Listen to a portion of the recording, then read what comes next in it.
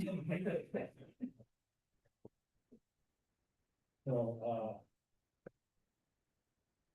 hello, everybody, and welcome to today's Land Use and Stewardship Committee special meeting. Call the order. Please call the roll. Director Kennett. Here. Director Sutherland. Here. Director Dominguez. Here. So, are there any public comments? There are none. And we have minutes to approve. Have you all looked at those minutes? And may I have a motion? I'll move to approve. And you weren't here for the last one, so that's be an extension. So if you call the roll for approval of the minutes. Director Sutherland moved. And then, 1 second. Yes. Okay. Director Kennett. Yes. Director Sutherland. Yes. Director Dominguez. Okay. So I believe this is your committee, is that correct? At the last one, and this is your first for every committee. Congratulations. Okay, so one item of new business is an update on the Coyote Valley Accessibility Project focusing on interpretive design. Who's going to start?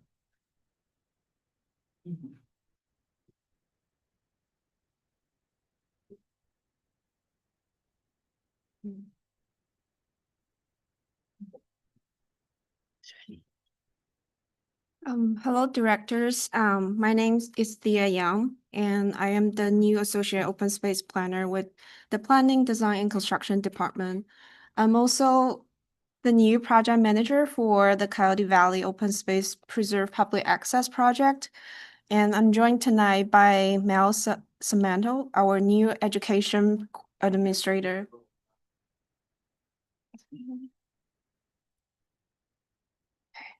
So together we'll be sharing an update on the interpretive design work along with a brief overview of the project. Since both of us are fairly new to the authority and to our new roles, we think it will be a great idea to start with a quick introduction of ourselves. So I've been with the authority for almost 5 months now and focusing primarily on capital improvement projects and really enjoying the work and then also the incredible team that I get to work with. So my background is in landscape architecture and environmental planning, and I received my Master of Landscape Architecture from UC Berkeley. Before joining the authority, I worked as a landscape designer on public parks and school projects, and many of them are a partnership with minority communities. Then I work as assistant project manager for a nonprofit public space organization in San Francisco, and many working on community-driven capital projects. So I hand it to Mel for her introduction too. Hi, everyone. Thank you. I hope you can hear me. I'm being a little cautious right now after an illness. So my name is Mel Sarmento. I recently transitioned into the Educational Programs Administrator role, and before that, I held the Educational Programs Coordinator role. So I've been with the authority now 8.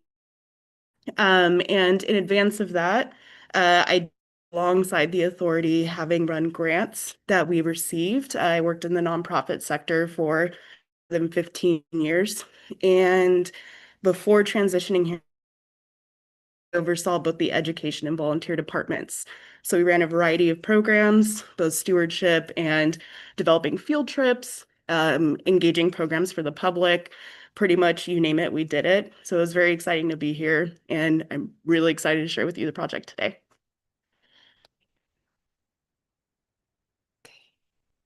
So for tonight's presentation, I will share a quick recap and an update on the overall project as we move closer to the bidding and construction phase. And then Mel will walk you through the interpretive elements. And the main goal of tonight is to get your feedback on the interpretive components, especially your thoughts on the design, the visual style, and then the stories that we want to capture. As we near this important milestone, we will love your support in helping us spreading the word and the building momentum for the project. And then the full presentation leave time at the end, questions and comments and direction that you want to share with us. So starting with project goals, the major driven force of this project is from equity and inclusion, aiming to make the trails and open space more accessible and welcoming for all. So for example, like a major improvement that we are making is upgrading the Hertz light trail with stabilized decomposite granite. And this will make a huge difference for visitors with mobility challenges. Improving the entry, amenities, and adding new rest areas in the trail pullouts. This changes what it's all about, like enhancing the visitor experiences. And the key part of this project is the interpretive experiences. We were using panels and installations that help to tell the story of Coyote Valley to highlight this as an important first step towards a larger planning efforts for the Coyote Valley floor, in which Mel will talk more later on for the inter part. So to help you orient the site, here's a map showing like the project. So the trail that we're focusing on, it's about a quarter mile.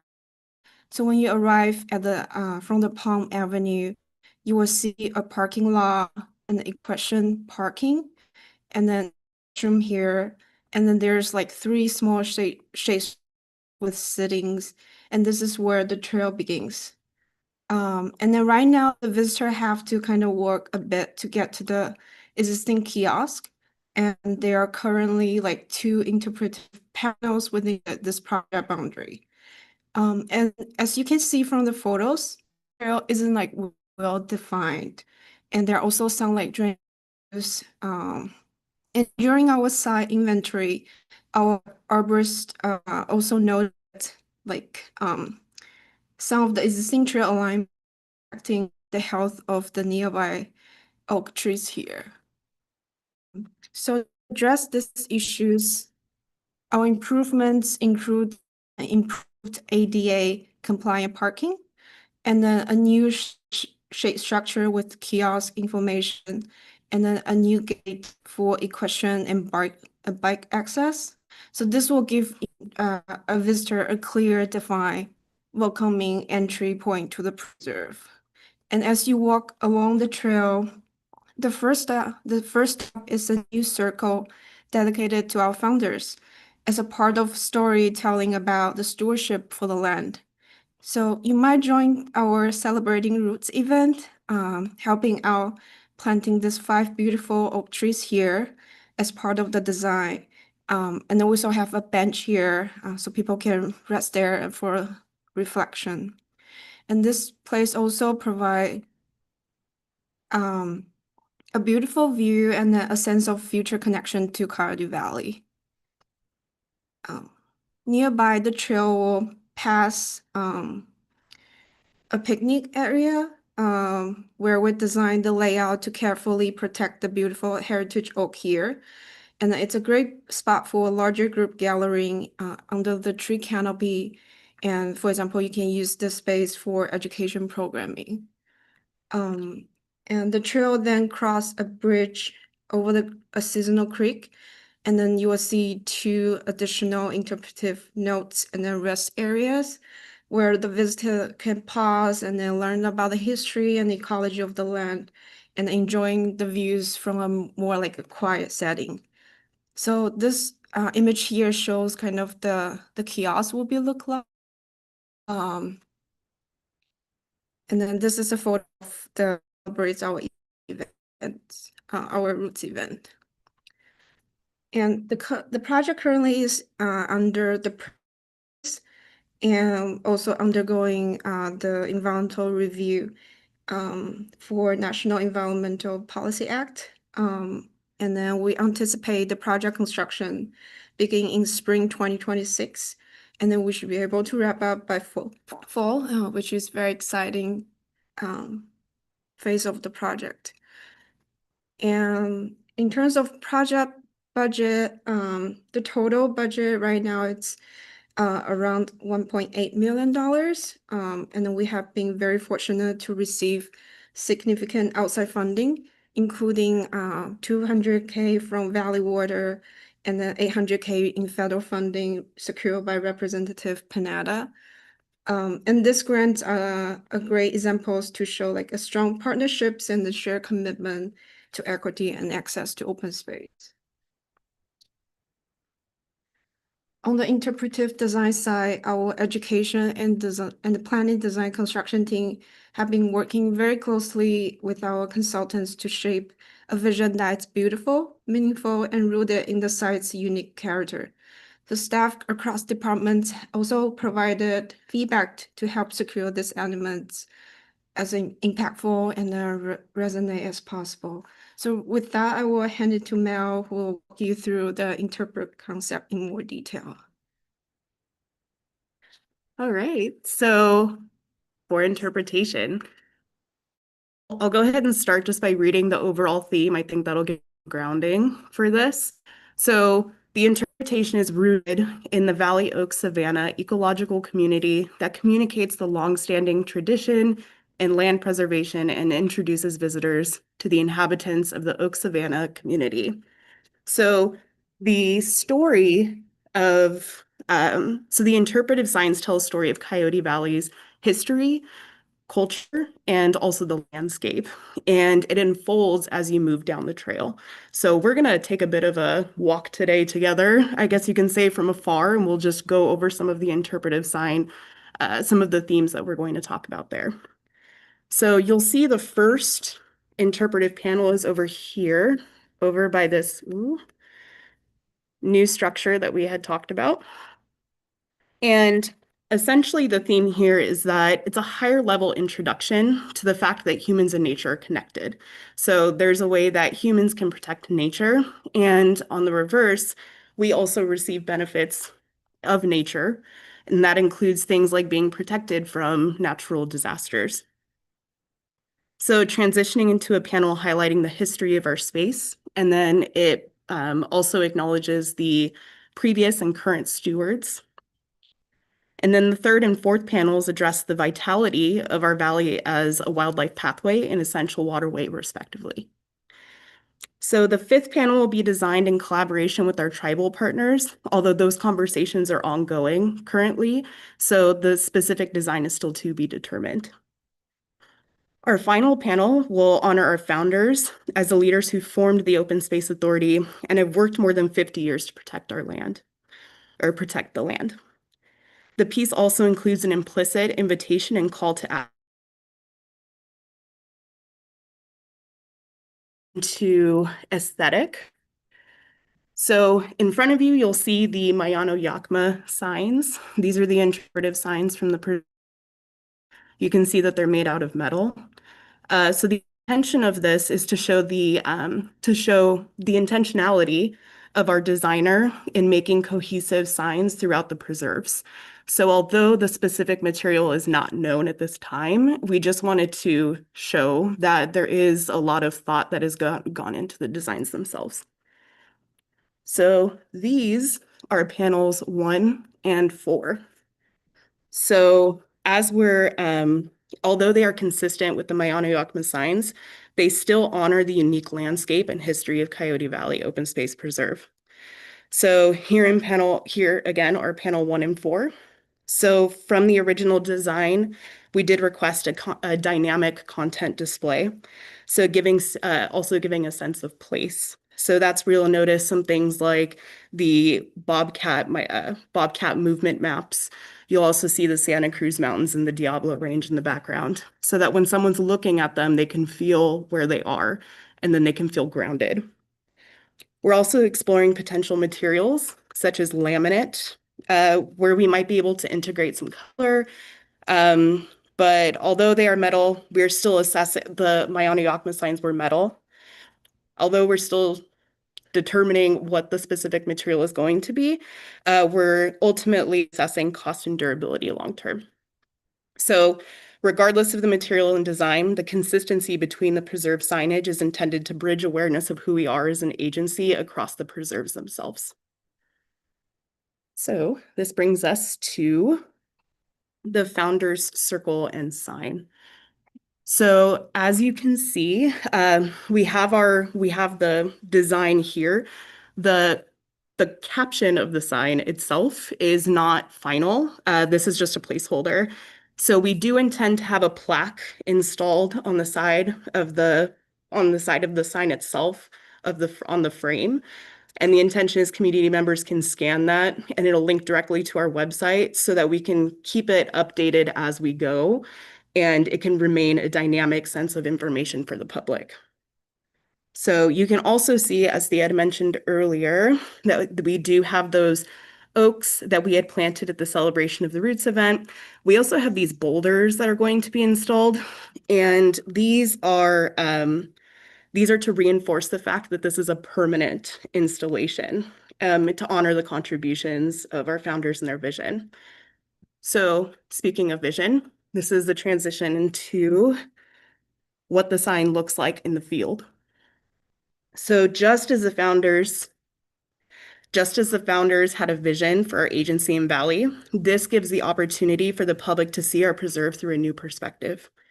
So this piece is intended to be a cutout frame of sorts, so that visitors can look through the sign and physically see the vision that our founders had directly in front of them. Allowing our community members to see their vision also implicitly invites them to be visionaries themselves, recognizing the power their voice has in conservation. And also the benches provide them a place where they can sit and reflect and look out at the beauty that's in front of them, resulting from the decades of hard work and dedication as a result of what our founders have done.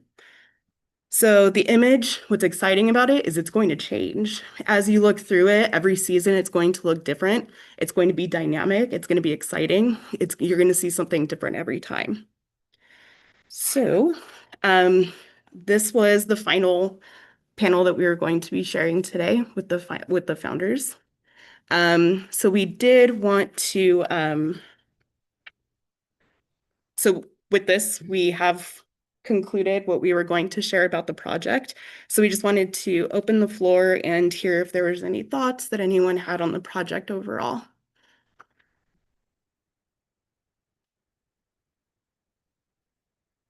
Thank you. I just gotta let you know, 2 days ago, I think I was up at Mayana walking over with Nick and Marcia, Director Matthews, and we were looking at the interpretive signs. They're gorgeous.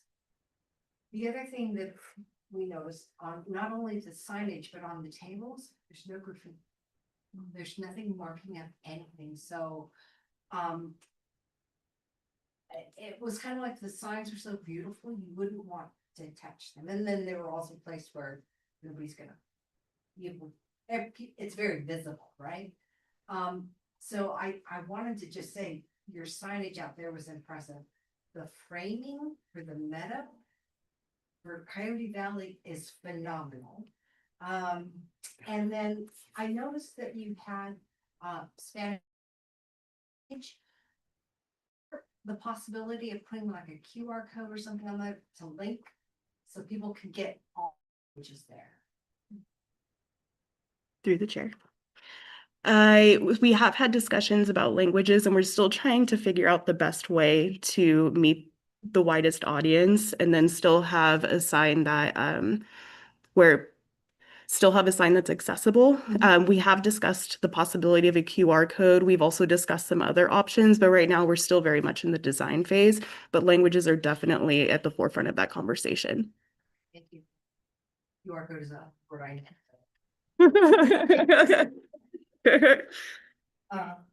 And then that's it, but thank you. Thank you for the presentation. Everything looks beautiful, so I'm really excited to get out there and see it. I'm curious what the thought process was on not including OSA logo on your designs.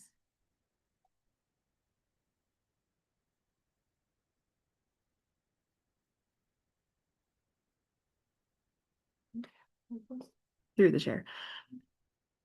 That's That's a very good question. I do believe that the introduction of the signs at the beginning, where there is a large branding space, where there is a large presence of branding, and then also introducing the signage there, I believe that the cohesion was more subtle. However, that is definitely something that we'll chat about after.